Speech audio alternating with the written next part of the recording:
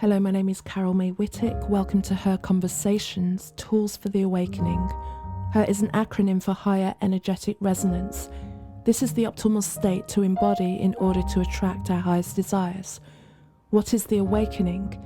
This is the moment in time when humanity rises up out of the darkness. Who is awakening? Each one of us present on Earth today, reclaiming our sovereignty, seeking greater possibilities in our reality and looking for solutions. We know being awakened is not a lofty ideal, but a necessity. If we can transform ourselves, we can change the world. Guests on Her Conversations speak to your spirituality, sensuality, soul. Listen to their stories and hear how they are in service to the world, and let their words in these conversations embolden and inspire you.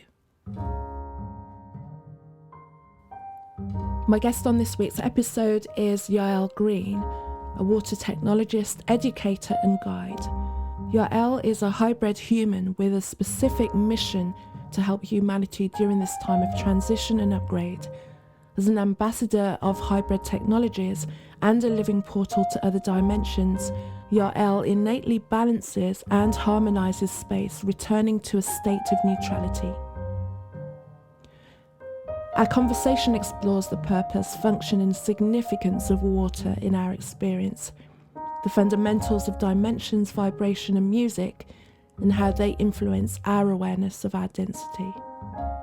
So as always, I begin by asking my guests, HER is an acronym for Higher Energetic Resonance. When do you feel your most HER? Absolutely, when I am in or around the movement of water. Even if I am just in the bath that I just got out of, that's the resonance that I feel that is connected to all of the galactic and universal energies, bar none. I could immediately get in there and all of the information starts flowing through. Everything shifts immediately. I move out of ego consciousness into this unity, and all of the wires start connecting for me. I think for a lot of people, but definitely for me. Something popped into my mind then, but before I go to that, Yael, can you just introduce yourself to the audience, just a little bit about your background and who you are? Because it's such a fascinating, or your bio kind of like opens up and you're like, who? let me be introduced to you and let me speak to you. So please share. Yeah. I am one of those varied people that every time I tell someone, here's what I've done, like, oh, that's great. And I've done, and then there's this, and then I tried this. So I started off here as a hybrid human, and that being understanding both galactic and the unseen world and this earth at the same time, and having a very direct connection with that. So I lived most of that childhood in relating back and forth. I was a competitive swimmer from the age of 4. I spent 6 hours a day in the water before and after school. I was a really curious being.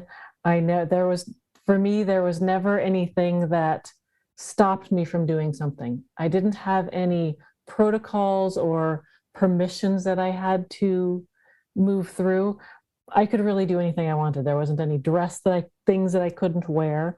So it really allowed me the freedom to try many different things and not necessarily have to follow through with them. When I was done with them, I was done with them. So I have a doctorate degree in physical therapy, a master's in nonprofit management, a business degree, a bachelor's in business. I have studied to be a rabbi. I have worked in the water and physical therapy. I've been a somatic practitioner. So I have a wide range. I've worked in organizational management.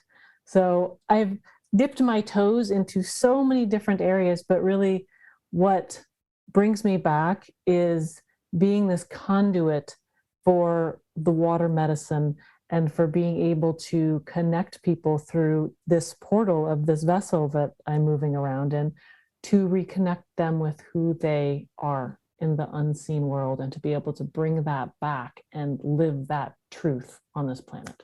And I think what you've said about dipping your toe and having so many experiences is, I think that's the ideal way to be. Or it kind of should be the ideal way to be, and yet life and society tells you to, you kind of do one thing and you kind of run it till the wheels fall off, you get the watch, and then you've lived a good life, and it kind of takes you away from discovering little things, and like you said, just like trying it out, and when it's done, as opposed to thinking it's a failure, or you should have seen it through, or you should have got a badge, or whatever it is to prove that you did it. It's just the experience, the opportunity is there, so the experience is there. And for my own self, when I've not done such lofty things maybe, but when I consider all the different experiences I've had and all the crazy jobs that I've had that don't really make any sense, but then they all kind of come together because everything will teach you something. You have to be someone slightly different in all these different places, and then it kind of, you amalgamate and become this kind of like multifaceted being, that can pull on different things really. And sometimes you don't even realize what you know until you get thrown in a different situation, or you meet someone that kind of will question that, and that little bit of information will come up and be there, as opposed to just staying on one track all the time. And that's it allows you, I mean, it allows me to the reason why we're here is to have many different experiences, to really glide yourself and listen into where the next piece is taking you. Because when we hold ourselves into a certain structure, that also, I mean, water doesn't hold itself into a certain structure. It's constantly changing its state, and it does it so smoothly and gracefully. And we're trying to learn, and I think COVID probably helped with this, is like, how do we gracefully and smoothly move into different ways of being in our life? Because we were held so tightly by a certain societal structure, and then that broke apart in front of our eyes, and we had no idea what to do. And people were formless and shapeless, and some people like, I love this, and other people were like, I have no idea what to do. I'm gonna, go and find another box to go into. But it allowed us to really maneuver and listen more deeply to possibilities, and to continue to really allow that listening to be what directs us, not necessarily the end product. It's the listening that allows it. And also, not to like run away from that, you say, I'm a hybrid human. What does that mean? So everyone to some degree is hybrid. Obviously, in this physical vessel, we're elements put together. We're pretty clear about that. We are all of these elements, and it works perfectly that it looks like this. But when we look into the consciousness piece, like if this is certainly not everyone has to work with this mode of reality, but if we work with, there's a consciousness that enlivens this vessel, then where does that consciousness come from? What is that consciousness made up of? How do we understand the consciousness? It's made up of many different characteristics that are the unseen energetic world that we can't necessarily prove by empirical evidence-based practice. So when we look into that field, it becomes a field that opens up, and what we hear lately is dimensional energies, timeline shifting, those pieces. So we know that parts of our consciousness have been built from these different realms or energies. And so for me, this is the first time that I have come into a physical vessel on this planet. And what I know as my consciousness is mostly all of these different energies from the unseen world, the galactic realm, and then combining that with some future human DNA that allows it to embody this present vehicle. And you speak more openly of it than anyone I've ever been aware of as well. So I tried to tone it down too. It was more like, I was like, I'll tone it down. Just no, I wish you'd speak about it more. Simply because what I was thinking of in relation to that, there's so much that, especially now at this point, and I think it really kind of like ramped up over the past couple of years, like you said, people were kind of put in place, or things were closed and they had to like move around and change. And then there was this real kind of splitting, this real fragmenting of the consciousness of like what you would call society, where people started to really delve off, and then but also then feel very empowered, those that were, to actually speak out about who they were, and everyone's talking about their truth. And it also felt that there was a real upsurgence of people who felt that they were shifting, and they could really feel that they were shifting out of this dimension that most of us refer to and recognize and as being called as the third dimension, and that we were all journeying on to like fourth and fifth and beyond. And some people speak about it and it feels like they've got a clear understanding of it, and then it kind of gets banded around a little bit, kind of like, you know, as like, I'm here and you're there in this kind of, you know, as anything gets used, you know, it kind of gets used as a whipping stick, as well as it gets used as a way to kind of like differentiate where you might be without judgment, without putting people down. What experiences do you feel that people really are having when they say, I'm in, you know, we're in third dimension, I feel like I'm moving to fourth and fifth and beyond, and I'm going there? What is it that they're experiencing? What are they going to? Is it something physical? Is it something etheric? Is it something mental? What are we kind of moving towards? Well, I certainly can't speak for anyone else's experience. I can only speak for my own and my own understanding. And I think that that in its essence is part of what is trying to come through as the information. So, and I can speak about my experience too, but I want to point out that we have been so moved to, with social media and everything, to find out what are other people's experiences, that it's taken us away from our own empowerment of being able to translate our own personal experiences and for them to be true for us, no matter what others say about it. And that takes courage, that takes community, that takes being able to have resilience in this physical body, to be able to come forth and stand there as your truth, whether it makes sense to anyone else or not. Because truly, this reality, these dimensions that we're seeing are perceptions that we each singly are building and read into, and it isn't the same. Our realities are not the same. We are not experiencing the same thing currently.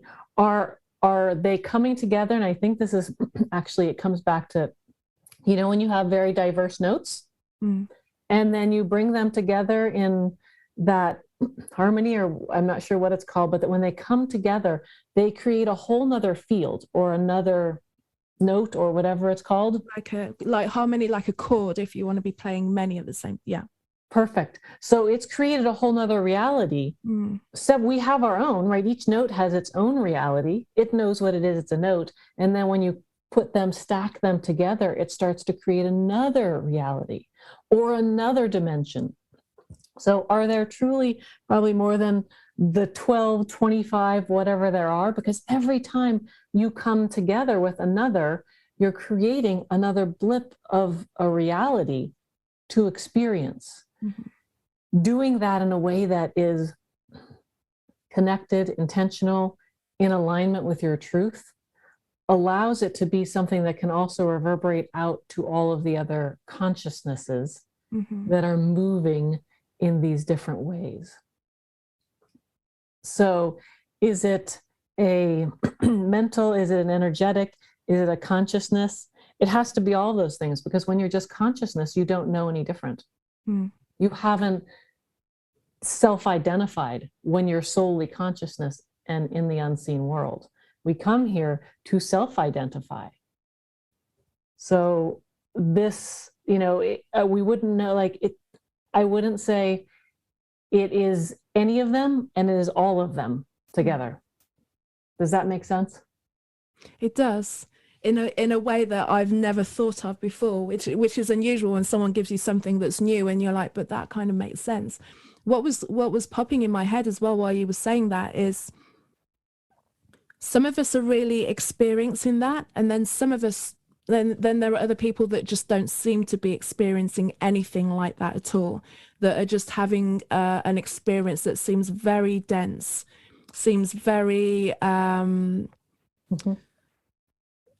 very, very troubled in its way, but and also feels in that density keeps them, we were talking about having so many different experiences, then keeps them very trapped in experiencing one solo idea of what life is and life should be, whereas then other people pull out of that and go, well, I want to do all of the things and see what that makes me, and not feel to be pulled down feels like pain, whereas for others to be pulled out feels like pain. So there's this kind of different experiences where some want the freedom of not being tied to anything, and others need the freedom of having an identity.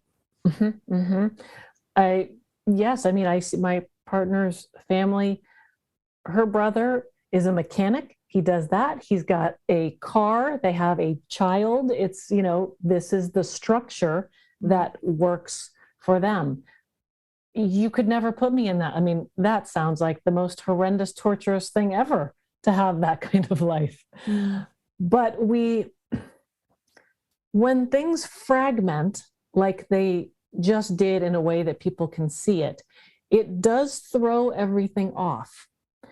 And just like when balance happens on this planet, it's the same thing as, we look at the ecosystems. Things are constantly dying, fragmenting, being eaten, growing. It needs that entire balance. We're not as a humanity going to all ascend. It's not, we're here to find ourselves within the balance of structure and freedom. Because it's not to say that those of us who want to always be free don't crave some sort of structure. We're in the physical body, so we clearly craved some sort of structure, but it may be different. So we need all of those pieces. Actually, it's not like we can just get rid of half the population, even though I feel like the world is overpopulated. It's not like we can get rid of half the population. All of a sudden, now we're just a bunch of free fragments. It somehow does actually keep us glued together. It's important to have it, because our existence here is not about just being consciousness. It's how do we move our consciousness within, because things like water is not about, there's a rock in my way. That's not okay. Why is that rock so solid? That is a wrong way to be. I could not be solid like that. Although I do go into ice, but I'm still sort of floating. So this mixture of everything is important to know ourselves. Right. It's important to know ourselves and to see parts of us, because literally a part of this person, there's a part of him that I see connected in me, even if it's a tiny bit, yeah, you know what? Sometimes in a while, it's nice to get a paycheck that I can count on every single week for the rest of my life and have retire. That for a moment, that sounds great. And we can pull these experiences. If they weren't in the planet, we wouldn't be able to pull those experiences and energetic pieces into our body. So it's not that I have to do that job, but I know what that feels like, and I can pull that energy in to almost stabilize me so that I can go into doing what else I want to do. So we can really play off of each other and some of the pieces, because we do need every piece of everyone to be able to be the full and whole selves we are. Hopefully that makes sense. Yeah, no, it does, because then what you kind of touched on as you were saying that was the changing forms of water, like it being water, then it being steam, or it being ice. That then when you were speaking about it being that thing, but needing all of its other iterations, just then it was like, okay, yeah, that, and we kind of like look at the other and think the other is better or worse, when it's like you say, like without it having its alternate forms or its alternate states, one wouldn't be able to exist without the other. That's how I'm understanding it. That's exactly it. That's Mm, exactly it. Because we have brought everything into a cause and effect, we look at one thing and what does it do versus the entirety mm, of it all. And how is it all really useful? Because there's nothing that isn't useful to yeah, us in some way. So that's exactly it. fantastic. And yeah, I want to hear more about your experience with water, and just to the thing that popped in my mind when you first spoke, because Oh yeah. before we pressed record, we were just talking about music and things, and it just and you were talking about coming out of the bath, and it just reminded me of one time I think I'd been in the studio all day and I came back and was having a bath. And Mhm. after you spend all of your day surrounded by things that are tuned, everything is tuned, more tuned. You hear the notes even more. And I just remember being in the bath and being able to identify the note that the tap was dripping at that time, just because I've been surrounded by music so much that everything's got a tone, but this really felt like it was tuned. Mhm. And so that was just a drop in there. It just kind of led nowhere really. But what I want to know, I think it's actually really important because you were so sensitive and listening so closely that not many people are really able to recognize, and we feel tones all sorts of different ways, right? If I probably can't, I certainly cannot hear it, nor could I sound it out, but there's a sensing of the attunement. I think that's probably the easiest entry point for most people who aren't some sort of musician being able to really hear or be able to bring that tone forward, is that, and which is why somatic work is so important, because we do feel when things are tuned or misattuned mm, in our body, as long as we're present in our body and have the language to express what we're experiencing. And there's, we've worked through some of the overlays of the traumas, mm, that we can walk around and feel what is attuned to us because we have our signature frequency. And when you connect with someone else, like that frequency is not attuned for me. And then you make a choice. Are you going to connect with that? Because I like minor things. mm, There, for some reason, I like the minor tones. The harmonium have minor. So when do we want to feel that minor tone, that sort of resistance? But it's our choice to, as long as we're walking around feeling what we're tuned into. We hear that term all the time. When we're present for it, we can make a choice of what feels right for us in the moment. And it doesn't mean running away from all the things that feel discordant. We need discordance, just like we talked about. So I think you had a beautiful experience of such really clarity with mm, what being attuned means. yeah. And it's definitely something that you always feel to a greater or lesser extent.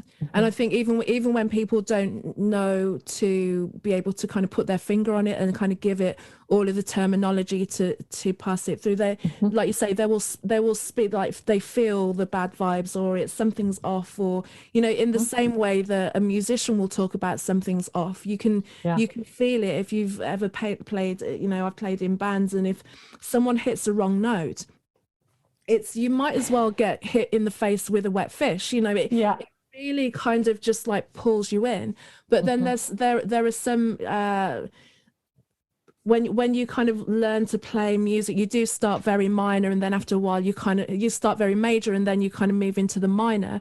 But Mhm. then within like major and minor, you have like other additional notes that can come in and Mm. just kind of give you like a little bit of dissonance, and then Mm. there's a resolution at the end of Mhm. it as well, and you feel that. And I think Mhm. everyone's always waiting for that, even if they don't even realize that there is that kind of squeeze, which is that kind of Mhm. dissonance, is that squeeze, and you don't Yeah. know where it's coming from. And then there'll be something that will be that resolution, where it's either someone kind of comes in and becomes the bass note that then changes the whole thing, or someone leaves and kind of opens everything up as well, just to keep it musical. Yeah, I mean, I love that, and that there's those two options, like someone brings something in or someone leaves to open it up.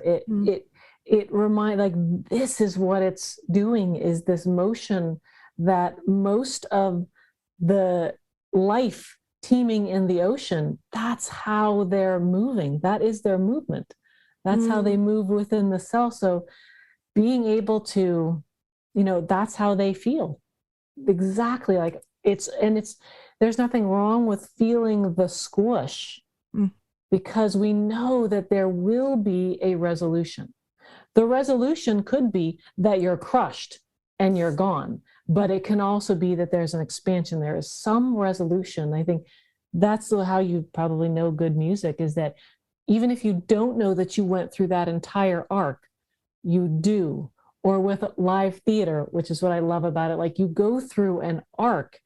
And that's why we crave that in our bodies, to feel what that arc should be, because most of the time we've had trauma, which is stopped it. And we're trying to constantly finish that arc, however we do it. And it's the getting back in the same cycle. But when you find that one, like, yes, either you drop something in there, someone in there that expands it or shifts it. And that's the same thing. That's what our vibration, our bodies want to feel, is that. And I think that's what water, because water has this vibrational memory. Water allows that arc to go through, because that's what it does all the time. It holds that energy. So when you get in it, it moves your body through that arc. So you can count on that. You can finish it. You can actually sort of heal. When we look at dis-ease in the body, it's that something has gotten stuck. It can't finish its process. The body knows how to finish the process, but something has gotten it stuck. So the body's physiology can't finish that process. And so when we do things to allow that process to be finished, then it can heal itself. Being in water, I mean, I worked with someone in water that had Lou Gehrig's disease. What's that? And it's basically your entire nervous system becomes sclerotic. It hardens, and then at some point you're not able to move, and then it stops your breathing, basically. But the time that she was, I saw her through most of the time, and then she did euthanasia maybe 5 years ago or something like that, in a state where you could do it. But just watching how the body was able to move in water versus on land, which degenerated each time I saw her, basically. But in the water, it's as if her nervous system was reading and listening to a whole different vibration that was able to, even if it was for that moment, to be able to allow her to move differently or to feel differently. Even if you didn't see her body doing these movements, inside, internally, in the nervous system, in the cells, they were vibrating differently. Right. I just had a momentary vision of that as well. It reminded me of being in. Someone bought me a flotation tank session years ago, and even if you know how to swim or kind of float on water, there's something about that. I mean, there's an extra salt in it that just allows more buoyancy for you in there. And being in that tank, because you just cut off all your senses, and you allow yourself to surrender, I would suppose, to the movement of what the water is going to give you for that period of time. And it's not the easiest thing to do initially, because like all your survival taxing, like, where am I? I'm in the dark. I can't feel anything. It's like everything about it is frightening, to somebody who's used to being out and upright and on solid ground. But then as you do, after a while, let go and just be free, it does bring something into you that you never allow yourself, because you're always vigilant and always kind of reacting and resisting against something else, because we're upright, we're breathing, and even my breathing, I don't want to say I stopped breathing, but I don't feel I was breathing as much in that period of time. And it was almost, I suppose it was as good as it was going to be of me being in utero again. When we have that experience that but we're not senseless though when we're in utero, like some senses are on, but we're kind of encased in water. And more about water, kind of talk about it. Yeah, I mean, in that situation, it gives us a sense of clarity in one aspect, because walking around is hard. It is and we do it all the time, but basically walking around is basically walking on one foot for 75% of the time, because most of the time you're balancing to get the other foot through. And then to hold up this entire structure upright so that you're not going to fall over is actually a lot of work. And it takes a lot of energy for the brain to do this, for the muscles to do this. So I feel like people should just congratulate themselves for like standing up and walking, first of all, because it takes a lot of energy. When we do, and we're also in a gravity-filled environment that's trying to push down on us. So we're trying to stand up, push against a weight and a density. And so this is, and I will get back to the water, I promise, but this is the density that we're not only dense in the physical body, we think, we're actually pushing against a density that we don't see. So if you really think about it, 90% of the structural pieces of our body are water. 70% of our body is water, but 90% of the actual molecular structure is made of water. That's a lot. So you think, wow, maybe my body isn't as heavy as it seems. Maybe it's some of my environment.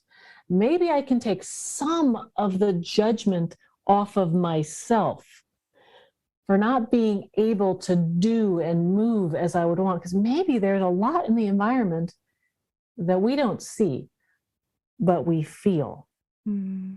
That's one of the pieces of density, because I know we've also 3D is in our body, that's density. I want to sort of turn that around. It's like most of the density is sitting around us, but we just don't see it with our eyes. And we're processing it through the body. Because you look at us and astronauts, when they're going to fly out into space and never be seen again. It's that when there is no density pushing against you and you're not having to resist and push out to keep yourself upright, it's a lot easier. So I just want to put that why don't we be a little bit gentler on ourselves, that maybe we're not as dense. Maybe we're a little bit more fluid than we think, because you know what, when you get in that water, when you get in a sensory deprivation tank, which is basically salt in water. So, any sea that has a high density of that, it's going to not only sort of create a osmotic pressure on us that feels like weighted blankets. Weighted blankets are like the water on land. So it feels like you're being held and hugged, and it actually allows this movement of pressure in and pressure out so that blood can flow. There's so many people I've worked with, most of the people I worked with were in chronic pain, but when they got in the water, they could actually walk, they could actually move because of these factors that water, the many factors, but this is a big one, that water allows us to feel and remember how light we actually are. We walked out from the water. We haven't always been land creatures. We walked out from being in the water. So we're constantly trying to remember, why did I walk out from that water? This land is kind of hard. So, because when you go back in, you remember everything of who you were, your ancestry, your unseen galactic origins, because that's where it's held, because that truly was our origins. So if you remember, we're connecting 70% of our body weight of water with an external source of water. That's going to allow us to feel fluid.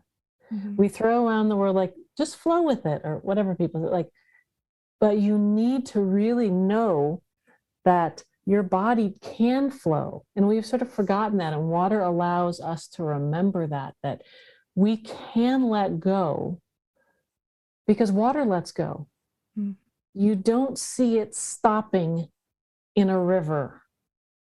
There, even if it's in an eddy, it's still going to be circling in there. Water is always moving, even if you can't see it moving, even if it looks like it's stopped, it's always moving. We talked about before with music therapy and having someone sit on a vibrational instrument that allows their body to remember that there is movement. So if you have someone that never moves, bedbound, you can remind them that there actually is still movement in there. It may not look like how I'm moving right now, but there's still movement. And so that's what water allows us to remember, our fluid nature, which is our essence. It's the attunement and the resonance with who we are. I'll stop there. I know I've been talking for a while. No, talk away. It's because it brings up so much, and when you think about all the things that water represents, and the way that, and the ceremonial aspect of water as well. I was just looking at the kind of notes and things that I wanted to run past you and just hear your thoughts on. In particular was baptism.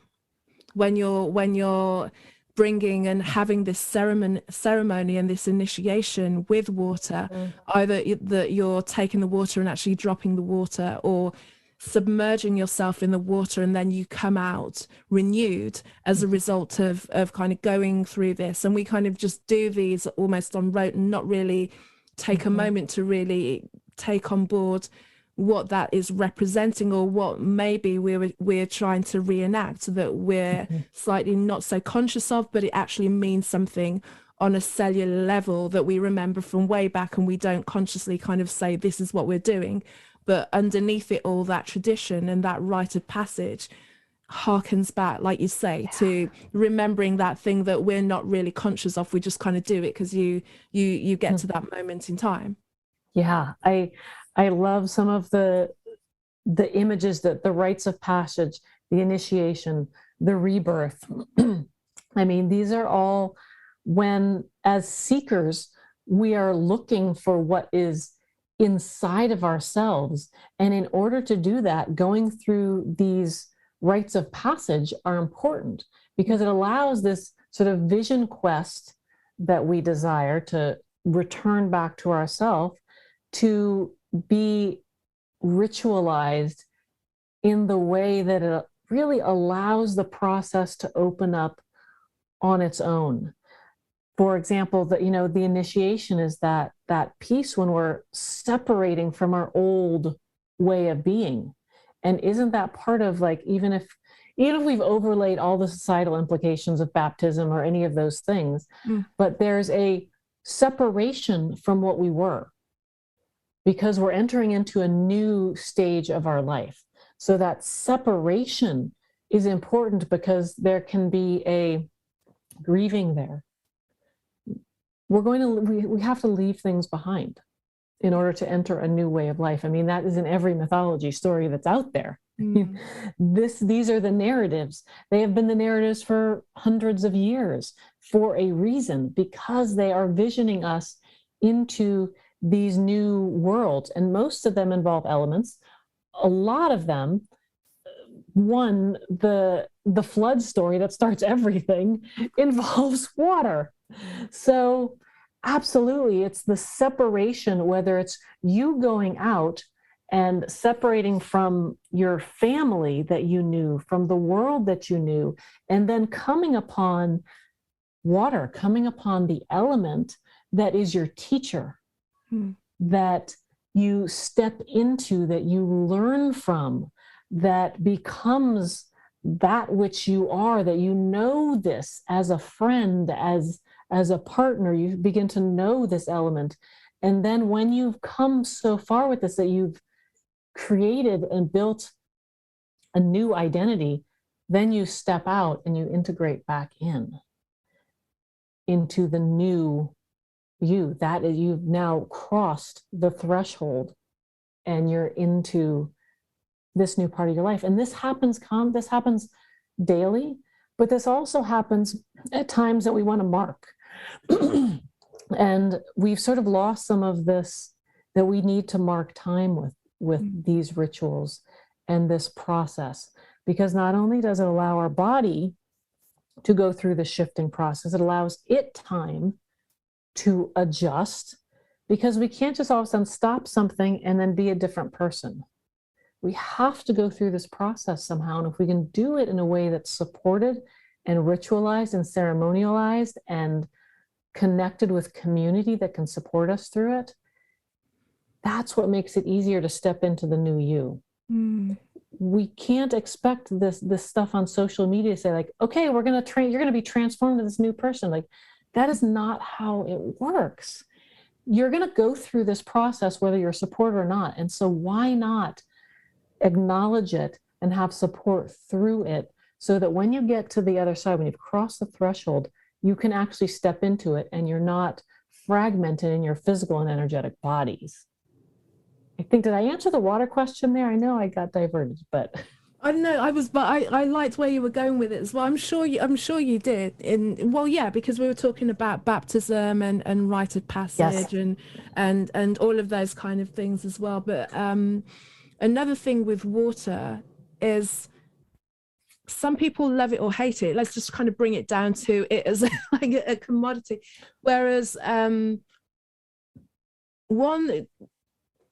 how should we be relating to water in terms of, there's this prescribed amount of water that we should or shouldn't have, and some people make it very complicated, and some people are just, don't have water at all, or they can't stand the taste of it, which is unusual, because water has no taste, or it does if you're a connoisseur of all the different waters that there can be. In terms of ingesting water and having water then to feed our cells and hydrate our cells, so that we actually maneuver through the world as replenished beings, and not kind of dried up and shriveled beings as well. Because I suppose we're all operating on a level of dehydration that we don't even really know. Yes. But yes. Because just of what we're surrounded by, like the things that are pulling the water out of the air. And now over here, we're going to be moving into winter. So we're going to be really kind of like amping it up and kind of dehydrating ourselves in order to stay warm. But Yes. What is it about water that people are so confused about? How much water do we actually need to take on? Like, some are saying, well, if you kind of weigh so much and then multiply it by this and take it by that, that's like your optimal amount. And then others are like 8 glasses, and then some are like, no, you just drink when you drink, or don't have water. What do we need to take in terms of being able to keep our body operational and hydrated from the inside out? We need to take in, well, first, we need to actually be able to listen, not just to the body, but to the water. The water itself has never said, drink 8 ounces per whatever body weight that I can't remember it is right now. Or the 8 glasses of water. It has never said that, because it never makes sense based on one factor. It just doesn't make any sense. One factor is going to say, do this. It's a listening to, what do we need for nourishment? And nourishment can mean many different things. If we're trying to hydrate ourselves and be nourished, it's going to be different for every single body and different for every energetic being. But we get that information from listening to water itself that hasn't been depleted, that isn't dead, because there's a lot of dead water. I mean, just once it comes through our pipes, you can't move water. Rivers are the way they are, of winding, because that's how it generates energy and information. Water comes from below there.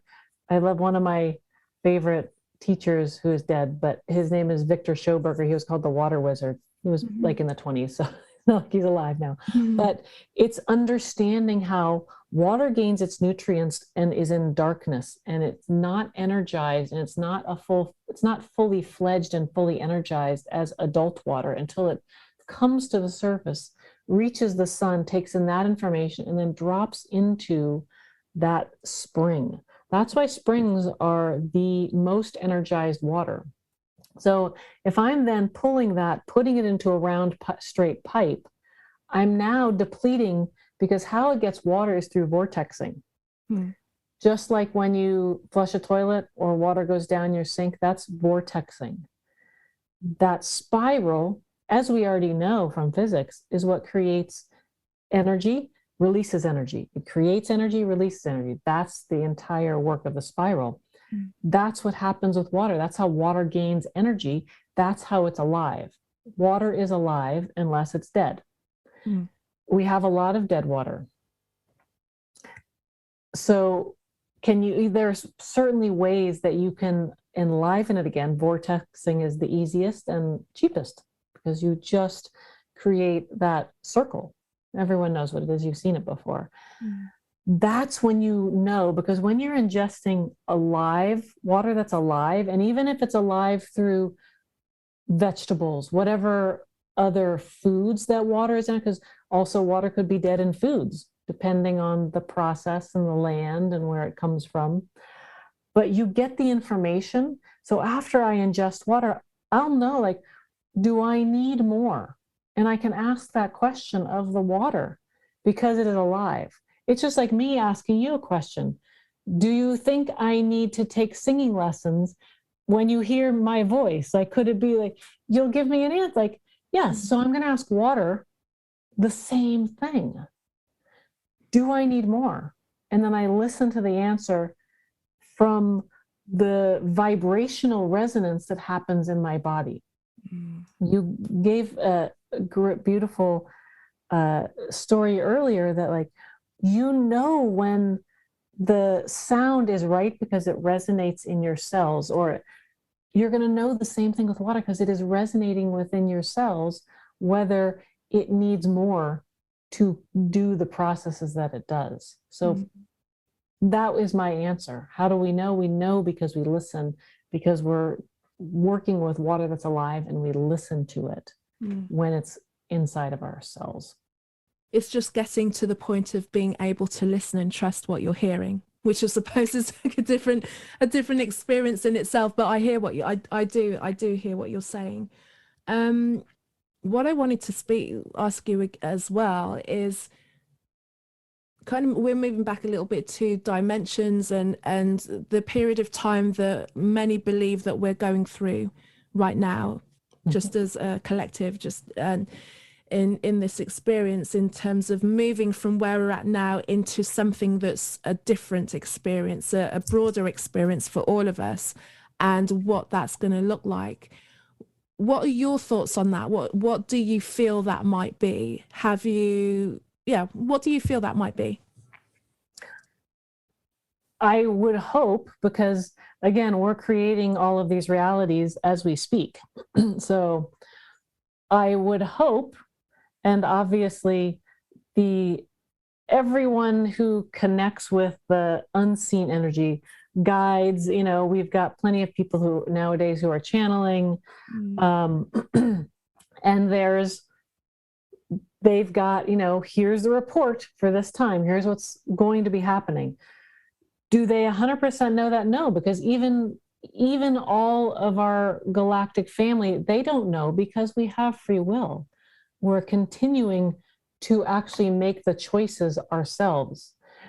Does the information that they're hoping to transmit to us come through different ways to help us? Absolutely. Does it come through the energetic grid lines of the water? Yes. Does it come through all of any sacred sites? Yes. Does it just come through the earth itself? Yes. Does it come through people and channels and each and every one of us, if we're really listening and really tuned in? Yeah, absolutely. Like, there's information that they have that we don't remember here. And they are willing to, they're putting that information through all of these channels and these grid works and these structures.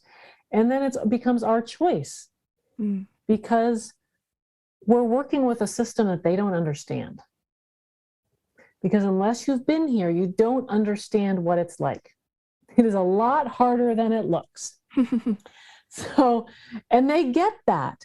It's like they understand and they're amazed, like they're just watching us, there to support us, there to give us whatever we need to be able to feel as connected to our expansive nature and still walk around in this body. And we're sending information back then, like, this is what it's like to walk around this body. So then they get that because that's something that they don't know. So there's a lot of lessons happening back and forth. But really what we're trying to do is be our most expansive self and still walk around in this body and still have experiences. Does it come through like, okay, I'm trying to save the planet? Sure. Does it come through that I'm trying to help out a certain group of people? Sure. That's how you want to manifest it, but none of that is required. None of it is required. It's just how you want to experience your expansive nature in this body. Do they necessarily, like, if the Earth exploded and it wasn't here, like many planets have gone through this. But this is something kind of cool and special because one, it's mostly water, which you don't see every place. It's habitable by bodies of this to be able to experience it in a physical form. And they're like, wow, like all of these energetic beings, like, you're feeling what it's like to feel what love feels like in a body? We don't even get that because all we feel is love when we're consciousness. We don't know anything different. So we get to differentiate through experience. And then we come back to our whole selves. And so it honestly, it would be great if the Earth stayed forever, but it still also does not matter. Yeah. I mean, honestly, that is the truth. And talking about information, to what extent we hear so much about technology and where technology is potentially taking us. To what extent does or could advanced technology infiltrate and kind of steer what we as beings and consciousness want for ourselves, like the good of it? What can happen there, or what have you experienced there or understood that can kind of like disrupt or kind of what's the word, kind of steer something in another direction that's not necessarily good or bad, just different, kind of veering it off into a different state. I mean, for instance, we see the rise of virtual reality and augmented reality in the metaverse, and how that is kind of co-opting people's experience, where they just kind of are in a totally different reality outside of the reality that they're in, and they kind of forego the reality that they have at their disposal, and advancing their own abilities past the technology, but because you're not necessarily realizing that you have that scope past the technology, that you think the technology is all that there is. I hope that makes sense. Yes. And I think that in this, again, everything's being like, sort of things are being watched, like, how is it going to go? It absolutely could go that way. Is there anything wrong with it?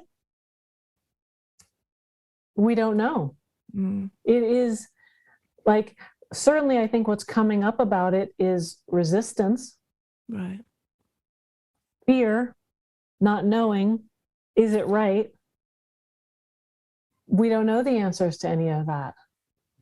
And we know what we know, and we see this as being something completely different and taking some things away from what we know.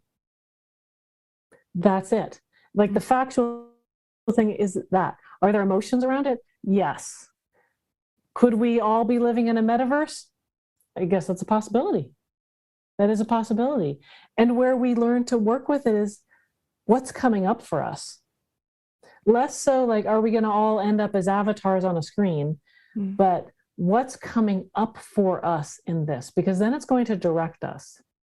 When we stop looking at what's coming up for us, that's when we want to worry, because that's when we're taken over by others. When we know what we feel, we can then take a direction and make a choice. But when we're overtaken and just looking at what's here and not really feeling ourselves, then that's probably what's going to happen. Not good or bad, it just may happen. I don't think it will fully happen because there's so many people that are taking so many routes to experiencing the earth.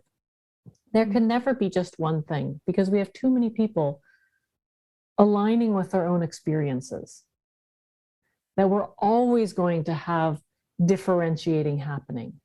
So that I think this fear of is something going to overtake it is really a earth control thing that we still hold as part of this energy that has been here on this planet.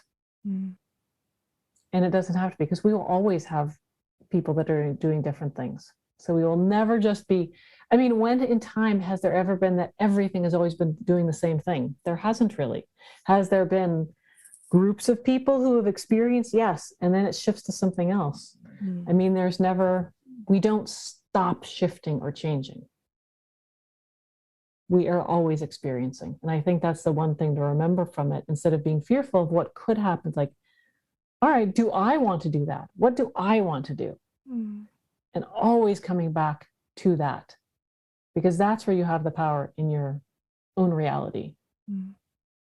Hopefully that makes sense.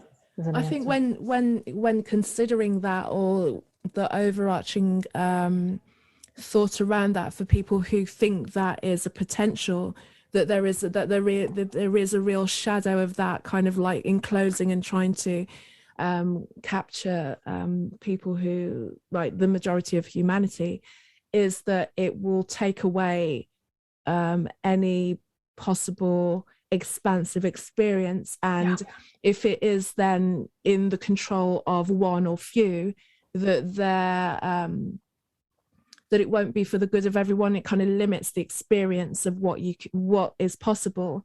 But it, like you say, we don't know. It just seems like there is a possibility of a way to go, and technology is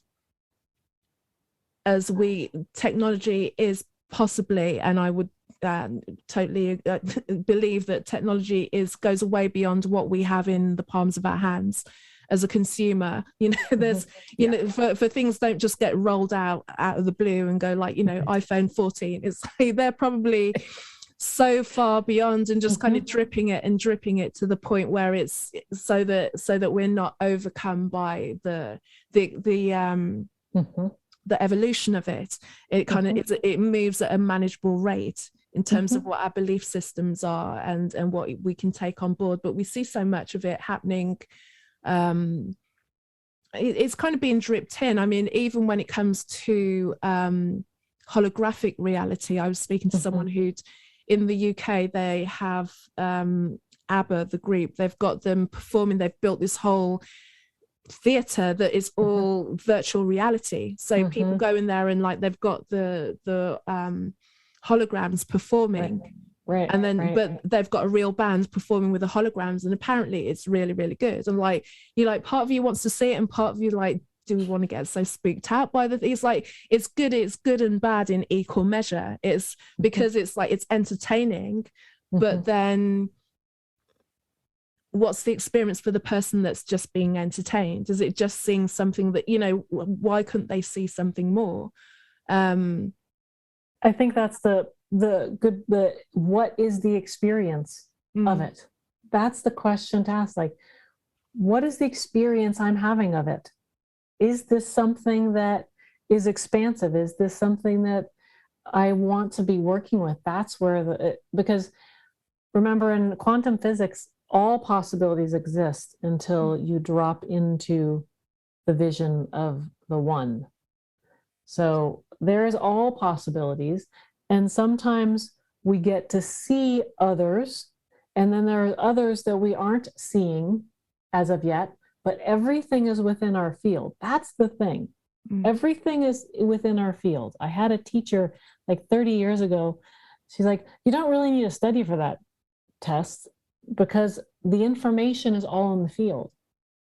All you have to do is tune into it. You know this with music. When something like it comes through you, everything is within the field. It's just our decision. And all these things that we think are like crazy technology going to take us over, but it is already within the field. Nothing is new there. We're just allowing ourselves to create different experiences. Nothing is truly going to harm us, because what does harm us? Then we're back into consciousness. We've left the body. And you can choose to do that anytime you want anyways. So if you're done with experiencing the reality of like, this holographic thing with ABBA is too much for me, I'm done. Then that's it. You have choices with all of that. And remembering that everything is possible, because it true, like everything is a blip and a vibration of resonance. Everything. And it's So just remembering that. Mm-hmm. It's just remembering that before you narrow down and kind of forget that there is a possibility of everything. And that's the part that we do forget, because we get led to forget that and just. Exactly. Yeah. We get into the fear and the control, and it's okay. But then we bring ourselves out of there. We go into it and we come back out. So I don't think we need to worry about it as much as, because that's where our energy then goes to worrying about what it is. And worrying about what could happen, when what could happen is really anything you want.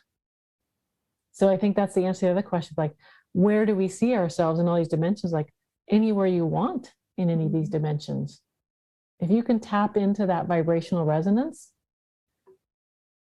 by just being there, there's no special tricks. There's no, I'm sure people could sell you a million different ways and packages to learn how to do it.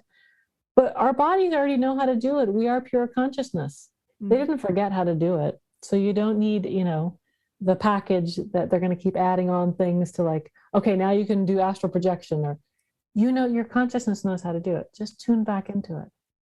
Go into the natural world, get connected with the elements, work with water, and you remember. And I think, you remember.